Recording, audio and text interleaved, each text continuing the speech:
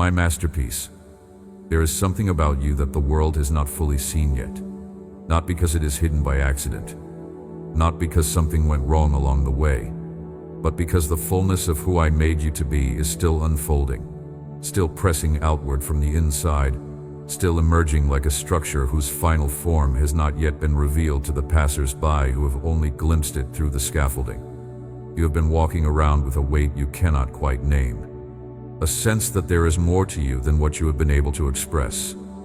A quiet, persistent knowing that the version of yourself that people encounter every day is only a fraction of what exists beneath the surface, beneath the performance, beneath the careful editing you have learned to do on yourself in order to fit the spaces others have assigned to you. That feeling is not imagination. It is not wishful thinking. It is not the kind of self-flattery that a soul conjures up in moments of insecurity to compensate for a deeper sense of failure. It is something much more real than that. It is recognition. The deep part of you recognizing something true about the blueprint, the way a piece of a puzzle that has been held separately finally begins to feel the pull of the shape it was made to complete. The real you is becoming visible, not louder, not more impressive, more true. Before I laid the foundations of the world, before the stars were positioned in their courses and the seas were given their boundaries, I sat with intention over you. Not in the general sense in which a creator might cast a wide plan across everything that exists. Precisely, particularly, the way a craftsman sits with a single piece of material and considers what it has the capacity to become, what its particular grain and density and character suggest about the form it can best take, what exact use it is suited for that nothing else in the workshop is equally suited for. I sat with the idea of you, and I was not hurried. I was not making something ordinary. I was making something that would matter in ways that no one would be able to fully catalog. Let me tell you what I see when I look at the architecture of who you are, not with the critical eye of someone cataloging deficiencies, not with the disappointed assessment of someone who expected something different and is trying to make peace with what they got. With the clear, satisfied eyes of the one who drew the plans in the first place and knows them by heart. I see the original blueprint, the structure I intended. The child I made before the world had the opportunity to begin the slow work of convincing you that you were a lesser version of something better. What I see is not the edited version of you. It is not the version you present at work or at family gatherings or in the carefully curated way you move through situations where you know you are being assessed. Beyond the version that has learned which parts of yourself are safe to show and which need to remain carefully managed. What I see is the full version. The version that exists underneath all the management. The one that occasionally surfaces when you are completely at ease, when you forget to perform, when you are so genuinely engaged in something that the monitoring falls away and what is left is just you, functioning as the individual you actually are. That version is the intended one. That version is what I had in mind. That is the soul worth being, completely and without the exhausting performance of being someone more acceptable. I want you to notice something about the moments when that version of you emerges. Notice what happens to the people around you when it does. When you stop performing and start being, something in the room changes. It is not because you have become impressive, it is because you have become real. And real, in a world that is saturated with performance, is disarming. People lean toward it. They do not always know why. They just know that something shifted when you stopped managing yourself and started simply being present. What they are responding to is the pattern. The actual thing I built, making itself available for a moment without the usual filtering. And it reaches people in ways that the filtered version cannot, because people can feel the difference between someone who is performing and someone who is present, even when they cannot articulate what they are feeling. The blueprint is still intact. Underneath everything that has happened to you, under the layers of disappointment and self-doubt and accommodation and careful management of expectations, the architecture I put in you is still sound, still structurally valid, still capable of being fully inhabited. The work now is not renovation. Instead of improvement in the direction of something different, the work is occupation, taking up full residence in the individual you already are, the soul you were already made to be. and allowing that one to function fully in the life that surrounds you. This is why these words are reaching you in this particular season. It is not because everything is already in order, and it is not because the journey has been easy or the destination is already visible, but because something in you is ready to hear it, ready to look at the blueprint clearly, perhaps for the first time without the overlay of other people's expectations or your own accumulated self-criticism. The moment for this kind of seeing has arrived. And what you see, when you look without that overlay, is a blueprint that is worthy of your full occupancy. A human being worth becoming, completely and without reservation. I want you to hold that truth firmly before we go further. You were made on purpose. Every detail of who you are was placed there with intention and care. The pattern is active. The calling is real. And the fullness of what I made you to be is not waiting for you somewhere in a future that requires you to first become someone else. It is available to you now, in the life you are already living, in the person you already are. What is emerging in you in this season is not a new you. It is the full you. And what I feel as I watch that emergence is the deep pleasure of a maker watching a structure finally, fully come into use. Let me say one more thing about the design before we move forward. About what the plan is not asking from you. It is not asking you to have it all figured out. It is not asking you to have resolved every question about your direction, or arrived at perfect clarity about what the next season holds, or produced sufficient evidence that the gifts are real and the calling is genuine. It is not asking you to be further along than you are, or to have made better use of the time you have had. The design works with what is present, with the individual as they actually are, in the season they are actually in, with the understanding they actually have. It does not require an idealized version of you to become operative. It requires the actual one who is here, the one who is here, in this moment, carrying what you carry, having been through what you have been through. That version is enough, not as a consolation, as an intention from the beginning. That is the version the blueprint was built for. So, when you encounter the gap between who you are and who you think you need to be, before you are finally ready to step into the calling, close the gap by revising the requirement rather than the person. The requirement that you need to be further along, more sorted, more impressive, more certain before the calling can function, is not from me. It is from the accumulated pressure of a world that measures people by those standards. My standard is different. My standard is faithfulness with what is present. And faithfulness with what is present is available to you right now, exactly as you are. You have lived long enough to have a history, and that history has weight to it. Layers accumulated over years of living. Seasons that were luminous with possibility and seasons that were so dark you could not find the edges of them.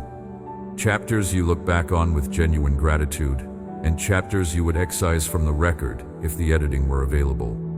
Choices that bore real fruit, and choices that cost you things you are still paying for in ways you may not fully recognize. Relationships that built you and relationships that broke something in you that took years to begin to repair. I have been present through all of it. Rather than watching from the safe distance of an observer who maintains clean hands by staying out of the mess, I was embedded in it with you, feeling the particular weight of your grief when it was at its heaviest. Knowing the sting of your failures from the inside because I was never outside of what you were going through. Sitting with you in the ache of disappointments that came without warning and took longer to absorb than you had anticipated. Some moments were not comfortable. Some chapters were not easy to accompany you through. But I was there, every moment. I was never evaluating from a distance whether your performance qualified you for continued support. Present, because my presence is not contingent on your performance. What you may not have fully realized is what I was doing in those difficult seasons. It was never passive observation, and it was never patient waiting for you to get through it, so we could resume the real work. It was active engagement. The kind of work that a skilled builder does when the conditions are difficult and the raw material needs to be shaped by processes that are not always pleasant.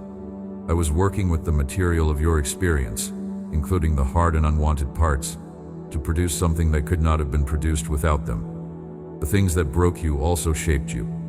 Consider that for a moment without deflecting from it.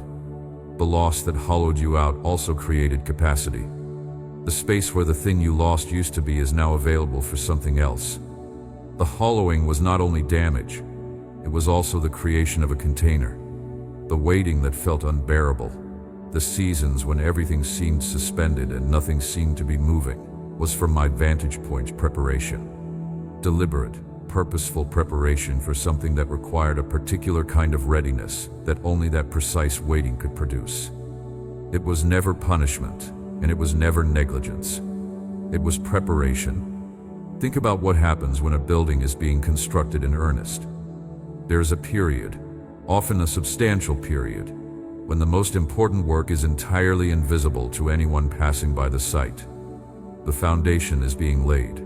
This is the most critical phase of the entire project. The quality of what will eventually stand depends entirely on the quality of what is being done underground, where no one can see it and nothing visible is happening. An observer who does not understand construction might conclude that the project has stalled, that nothing is being accomplished, that the investment has yielded nothing. But the builder knows that everything is happening. The most important everything. Your difficult seasons were that foundation work, the excavation that had to precede the structure, the removal of what could not support what I intended to build through you. The things that were cleared away from your life were not stolen from you. They were cleared. Some of them were things that felt essential, things you had built significant portions of your identity around, and losing them felt like losing yourself. But the clearing was necessary. What remained after it, the core of who you are, the things that did not collapse when the pressure was applied, those things are the load-bearing structure. Those are the parts I was always building on. Your difficult seasons also revealed something that easier seasons could not have shown me or shown you. They revealed the architecture. The places in you that held under sustained pressure are the load-bearing places. The places where you bent nearly to the point of breaking but did not break reveal the resilience I built into the architecture. The cracks that formed and then healed show me where the material was stressed and how it recovered. A building that has never been tested by weather tells an engineer much less than a building that has survived seasons of it. I know you in a way now, after what you have been through, that I could only know you by having walked through it with you. And what I know is this: you are structurally more sound than you understand yourself to be. The capacity that was built in those seasons is not only resilience, though resilience is part of it, and it is not a small thing. It is also understanding. The particular quality of knowing that can only be produced by having been through something, by having navigated it from the inside rather than observed it from a safe distance.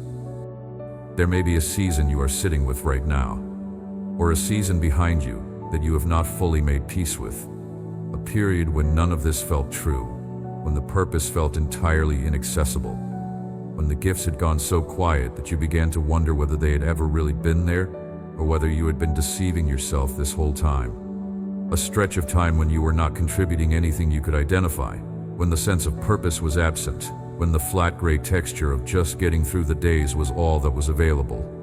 Those seasons are real. I do not want to speak about them only in retrospect, only as things that in hindsight were producing something, as though the difficulty of them was negated by their eventual purpose. They were hard. The silence was real. The absence of any felt sense of direction or contribution or meaning was real. The experience of moving through days that did not seem to add up to anything, that produced no evident fruit and offered no confirmation that any of it was worthwhile. That experience is one of the most difficult a human being can have. It does not feel like preparation. It feels like loss. I want to speak to that. My aim is not to explain it away, and it is not to convert your memory of the difficult season into something you feel you should have been grateful for. My aim is to tell you that I was there in it. I was not watching you struggle from a position of comfortable distance, pleased with how the process was developing, embedded in it with you, feeling the particular quality of the silence from the inside of it, knowing what it cost you. Present. There are times when the one who was made with intention finds themselves unable to access any sense of that intention. When the blueprint feels like something that belongs to someone else, something glimpsed in a brighter season that now seems impossibly remote. When the gifts that were supposed to be there have gone so quiet that the silence begins to feel definitive. When you start to construct an alternative narrative about yourself, one in which the whole thing about calling and purpose was a story you needed to believe when the present was too difficult to bear without it, and now the story is wearing thin, and what remains is just the ordinary, unluminous texture of a life that does not appear to add up to anything significant. That narrative is not the true one. But I know it is available to you in those seasons, and I know it is very easy to reach for. And I am not going to tell you that you should have been stronger than to reach for it, or that a child of mine with real faith would not have found themselves in that story. I am going to tell you that the story is wrong. I say this not because I am correcting you from a distance, but because I know the actual plan, and the plan did not stop being operative because you could not feel it. The blueprint does not expire when the builder loses the sense of the building. It waits. It is held in the hands of the architect, and the architect's hands do not shake. Something else I want to address, because I know how this experience goes. In the quiet seasons, the temptation is to try to manufacture the feeling of purpose by forcing activity, by filling the calendar with more things, committing to more responsibilities, occupying more spaces, producing more visible evidence that you are useful.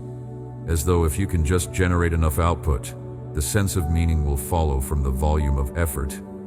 As though purpose is something that can be earned by being busy enough. But that is not how it works. Manufactured busyness in a season of genuine quiet tends to produce exhaustion without satisfaction. It fills the silence with noise without addressing what the silence was actually about. And it often creates more distance from the actual calling rather than less, because it substitutes the performance of purposeful activity for the actual inhabiting of who you are. What I am inviting you to in the quiet seasons is not more noise. It is a different quality of attention. Slowing down enough to listen for what is actually present even when it is not loud. Trusting that something real is happening even when you cannot verify it by visible output. Remaining oriented toward the intention even when you cannot feel the direction. That kind of attentive waiting is not passive. It is one of the harder forms of faithfulness because it does not produce the immediate sense of forward movement that activity produces. But it is the kind of waiting that produces depth. The kind that allows the roots to go further down before the growth goes further up. The kind that builds a quality of settledness in a person that is not otherwise available. And when the quiet season ends, as it will, as it always does, what emerges is a soul who is more grounded, more genuinely themselves, more ready for what the next season holds than they were when the quiet began. Think about what happens to a seed in winter. The earth above it is cold and hard. From any external perspective, nothing is happening. The ground gives no indication that there is life beneath it. If you did not know a seed had been planted, you would look at that ground and see nothing but dormant, undifferentiated earth. But underground in the dark, in conditions that do not feel hospitable to anything living, the seed is doing the most critical work of its existence. The shell is beginning to break open, not from damage, but from the irresistible internal pressure of what is alive inside it. The first tentative structures that will eventually become roots are pushing outward through the broken shell. The capacity to reach toward light is developing in conditions of complete darkness. The seed does not know it is growing. It is simply responding from deep inside itself to what it was made to respond to. Your seasons of silence may have been that underground work, the breaking open of something that was not going to grow without being broken first. The development of root systems that will eventually support what is growing above ground, but that have to be established in hiddenness before the growth above ground can be sustained. What felt to you like nothing happening was, from the perspective of the blueprint, often the most important part of the process. Because roots determine whether what eventually emerges has the capacity to last through the seasons that come after it. Shallow growth is spectacular for a time, and then vulnerable.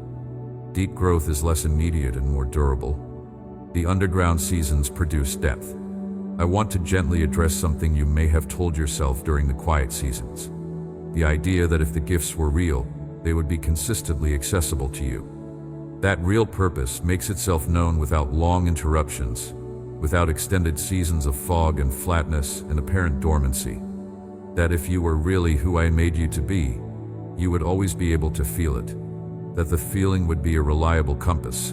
That its absence signals something wrong with the design or with the person or both. That is not how it works. The most reliable structures are not the ones that have never been tested by stillness. They are the ones that were tested by stillness and came through it intact, having discovered in the process which elements of the architecture are actually foundational. The seasons when you could not feel the purpose were not seasons when the purpose was absent. They were seasons when you were being invited to hold on to what you knew rather than what you felt. And trust that holds on when the feeling has left is a different quality of trust than trust that depends on the feeling to maintain itself. It is the kind that does not require constant confirmation to remain operative. It is the kind built for the long haul. And the faithfulness that continues to function in the absence of felt purpose. The willingness to keep showing up in the spaces of your life and offering what you have even when what you have feels insufficient, even when you cannot feel the design or sense the direction. That faithfulness is itself a form of the pattern operating. The calling does not only operate when you feel inspired, it also operates through the daily faithfulness of someone who has stopped requiring confirmation before they keep going. There is something profound built in the seasons when someone continues to give what they have without receiving reassurance that it matters. What is built in those seasons is the kind of character that I can build more through than through the character that only functions when conditions are ideal. Hold on to this, particularly in the seasons when it is hardest to hold on to anything. The plan I placed in you before you were born is not contingent on your ability to feel it today. What I built into the architecture of who you are does not require your awareness of it to remain structurally sound. The building does not stop being a building because the occupant cannot currently feel the walls. You are held by something more stable than your current feelings about yourself. You are held by what I know about you, and what I know is that you were made for something specific, but that something is still unfolding in ways you do not always have visibility into, that the underground work is real and it is producing roots, and that what emerges on the other side of the difficult seasons will be more grounded, more genuinely you, more ready for what it is going to be asked to carry than anything the easier seasons could have produced on their own.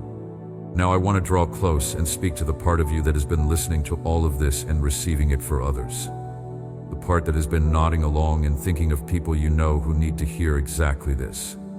Which is generous of you, genuinely generous. But I notice you have been doing something with these words that you often do with things that feel too good to fully claim for yourself. You have been directing them slightly away from the center of who you are, passing them along to others in your mind before you have fully received them yourself. What I have been saying is for you, precisely. I want to speak directly to the part of you that still sometimes suspects it is more ordinary than crafted, more flawed than formed, more damaged than built. The part that hears words about intention and calling and purpose, and finds them beautiful in the abstract, and slightly unreal in the concrete. The part that would hear these exact words offered to someone you love and feel moved by them, and would feel the truth of them for that individual, but struggles to occupy the same truth for itself because there is something that keeps redirecting your own story into a more modest register. I want you to stop doing that with what I am saying right now. This is not because modesty is a problem, but because this particular form of modesty is actually a refusal.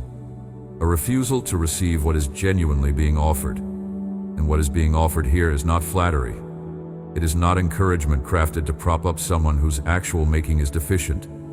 It is a clear and honest account of what I built, and what it is for, and what it is capable of doing in the particular life that surrounds it. There is a kind of wisdom that can be taught, and a kind of wisdom that can only be lived. The lived kind is the rarer and more valuable kind. It is the kind that allows a soul to speak with genuine authority into someone else's experience, not because they read about it or theorized about it or empathized with it from the outside, but because they know it. They were there. They survived it. They came out the other side of it still holding the things that mattered.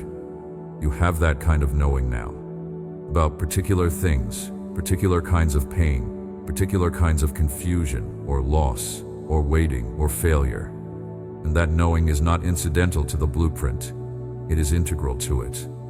Because part of what I built you to do involves being present with people and places that require someone who has actually been there. The one who comes to someone in their darkest moment with polished words and a cheerful manner and no first-hand knowledge of what that darkness feels like is offering a different thing than the individual who can sit down in the darkness with them and not be rattled by it because they have been there themselves. You can be the second kind of soul, in precise ways, in distinct situations, with particular people. You already are. And here is something I want you to see about the process of being shaped by difficult seasons. It does not happen automatically. Two people can go through identical circumstances and come out the other side carrying completely different things. One comes out bitter and closed. Another comes out deeper and more capable of genuine compassion. The difference is not in the severity of what they experienced. It is in what they chose to do with the experience as it was happening. Whether they allowed it to teach them or only to wound them.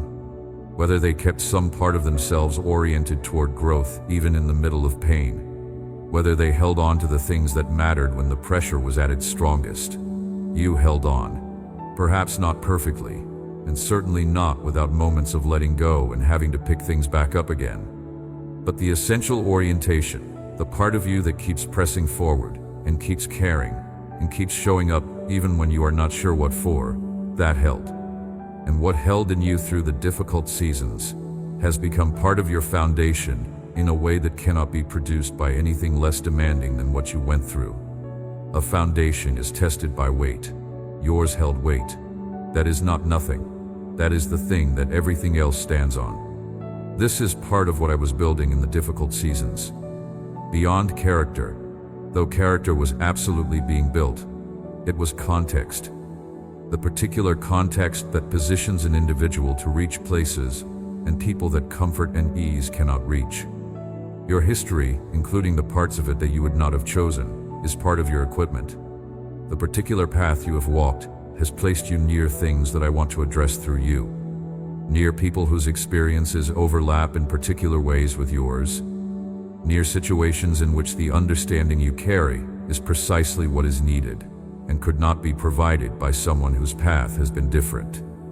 Do not be ashamed of what you have been through. Do not feel the pressure to edit your history before presenting yourself as someone capable of being useful. The edited version of you has less access than the real version. The polished, difficulty-free version of you can only reach the polished, difficulty-free version of others, which is a smaller territory than it might appear. The real version of you, the one who has been through actual things and carries the actual knowing that actual experience produces, can reach into the actual places where people are living their actual struggles. That access is not incidental, it is built. I allowed what I allowed in your life, including the parts that were hard, not to damage you, but to give you a reach that a life of uninterrupted ease could never have produced. Notice that the people you have been most helped by in your own difficult seasons were rarely the people with the most impressive credentials or the most polished presentations. They were the people who knew what they were talking about from the inside, whose presence communicated not just the right information, but the right understanding, the kind that comes from having actually been in a comparable place. You have been that person for others. You may not have known it in the moment, but there have been people who walked away from an encounter with you carrying something they needed and could not have found anywhere else that day. That is not an accident of personality or good fortune. That is the intention meeting, the moment it was built for. So when you look back at the difficult chapters, at the things that cost you, and the seasons that were silent and the losses that you have carried forward in ways you are still learning to hold, I want you to see them differently than you have been seeing them. They are not evidence that I was not paying attention, and they are not proof that something went wrong that should have gone right, that you were given less than others, that the making was somehow flawed. See them as the underground work, the foundation phase, the excavation that had to happen before the structure could rise. The preparation of a child of mine who is now, in this season, ready in ways they could not have been without having gone through exactly what they went through. Because the structure is rising. It is visible now in ways it was not visible before. Perhaps not to everyone, and perhaps not in ways that make headlines, but in ways that matter. In the particular places where your distinct life intersects with the individual lives of the people around you, something is being built that is real and solid and grounded in the kind of deep foundation that only difficulty produces. That is not a consolation prize. That is the point. And I want you to know it as a point, not as something to settle for. Now let us look at the specifics. Beyond the broad strokes, beyond the general assurance that you have gifts and a purpose, which, though true, can become something that a soul nods at without really receiving because it sounds like something said to everyone, I want to look at what is particular to you. The concrete, precise things I placed in you that are genuinely unlike what I placed in anyone else. Because the contribution I have planned you for is not a category assignment. It is not a general job description that multiple individuals could fill interchangeably. It is a distinct role that fits a unique human being, and you are that one. One of the things that makes this difficult to receive is that the most significant gifts are often the ones that feel most ordinary to their carrier. Someone who is naturally excellent at something tends not to experience that excellence as exceptional. They experience it as just how they function, just how they process the world, just how they move through situations.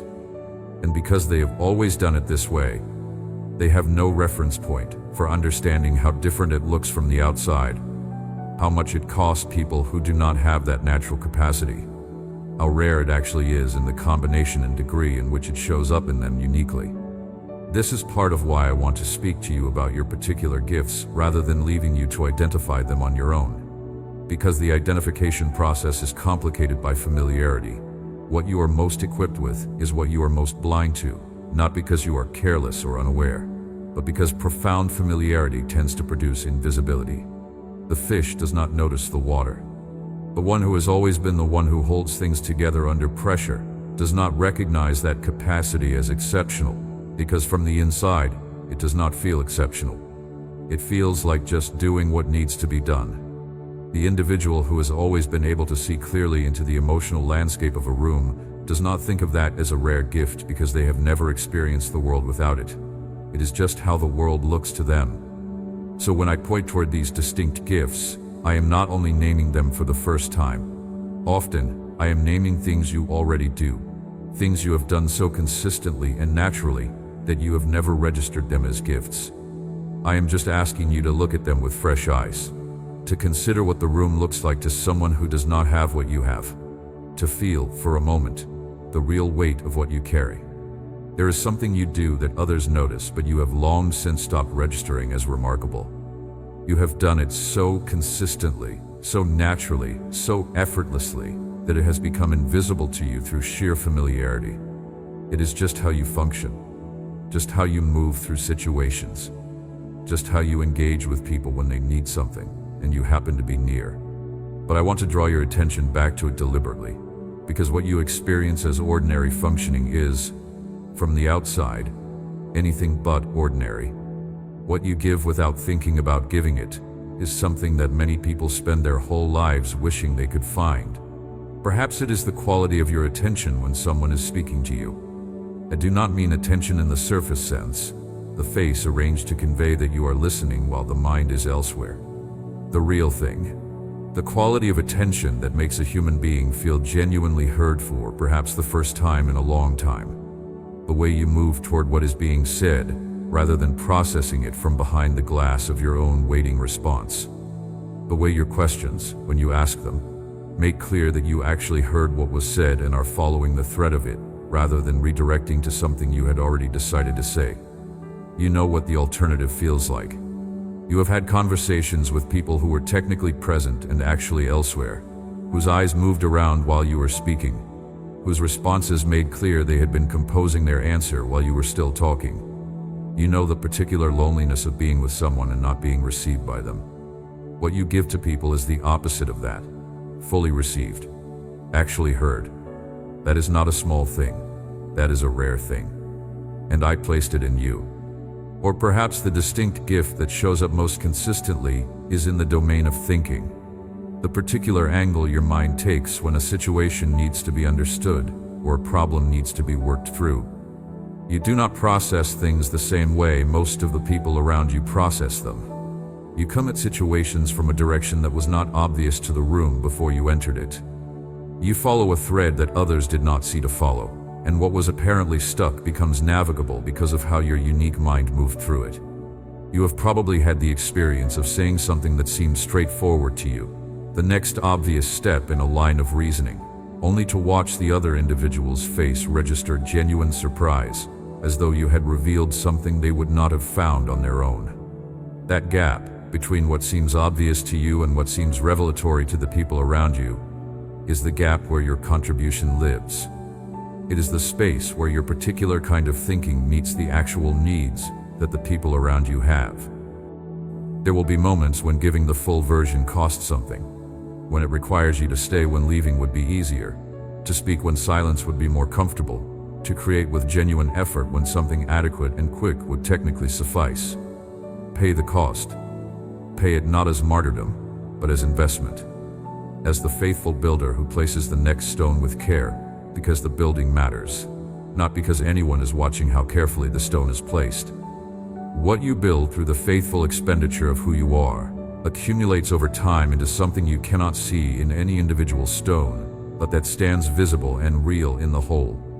Decades from now, there will be people who can point to something in their lives and trace it back, not necessarily with accurate memory of the specific moment, but with the sense that something turned at a particular point, that something in them opened or settled or was given permission by an encounter with a certain individual who showed up in a particular way. They will not always remember the occasion clearly, but the thing that was built in them by that encounter will still be standing. That someone, whose name they may or may not remember, who showed up fully in the moment as the soul they were meant to be, and in doing so gave something that could not have been given any other way. That is who I made you to be. That moment is what I equipped you for. That is how buildings are built, one stone at a time, without always being able to see the full shape of what is taking form. But the architect sees it. The architect has always seen it clearly from before the first stone was placed. And the architect is genuinely, particularly, deeply and distinctly pleased with what is being built through you. Amen. If this message touched your heart today, share it with someone who needs to be reminded that they were made on purpose and with deliberate, particular care. Drop an amen in the comments to receive this blessing over your life. And if you carry that quiet knowing, that sense that there is more to you than the world has fully seen yet, trust that feeling. It is not imagination. It is not wishful thinking, it is recognition. The design is real, it is active, and it is yours. Subscribe so you never miss a message, and come back whenever you need to be reminded of who you were made to be and what you were made to carry into the world that is yours to serve.